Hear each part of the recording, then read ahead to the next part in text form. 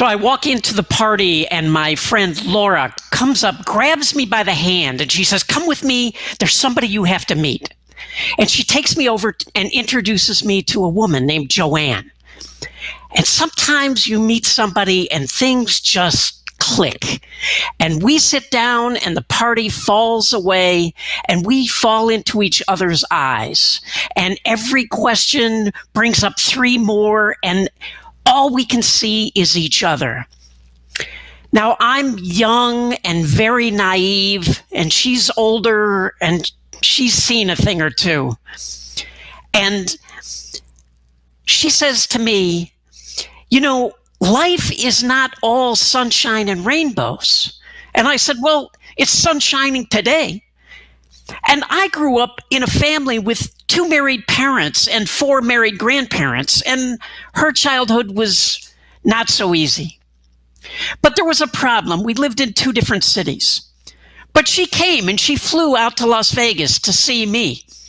And the first night that we spent together, I noticed she didn't undress in front of me. She went into the bathroom and she came out in her pajamas, and I thought, okay, maybe she's got body issues. That's fine. I've got body issues of my own.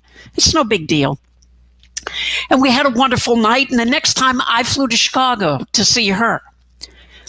And this time we were laying in each other's arms, and I felt something on her back. And I started to explore it with my fingertips. And she kind of recoiled. And she told me that it was a scar. It was from a burn, and that it was ugly, and she hated it.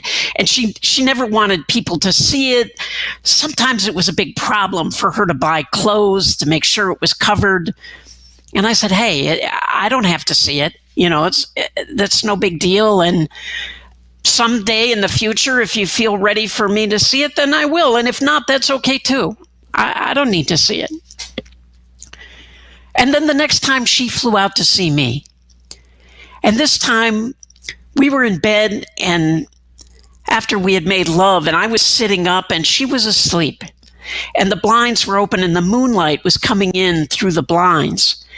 And she was naked and she was sleeping on her stomach, and the sheets were down around her waist. And I thought, she never slept that way. And I thought maybe this was her way of saying she was ready for me to see this scar that she hated so much.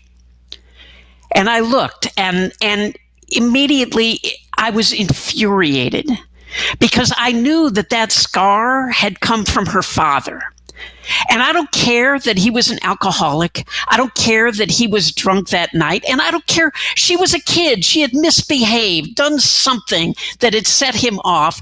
But he was a grown-ass man, and she was his daughter. And I was also really sad that she had to grow up with someone like that in that household. And also that she had carried the shame and the guilt of that all of these years. I lost my innocence that night. I realized that life was not all sunshine and rainbows. Sometimes it was moonlight and scars. And as I sat there in the moonlight, looking at that burn in the perfect imprint of a steam iron. Thank you.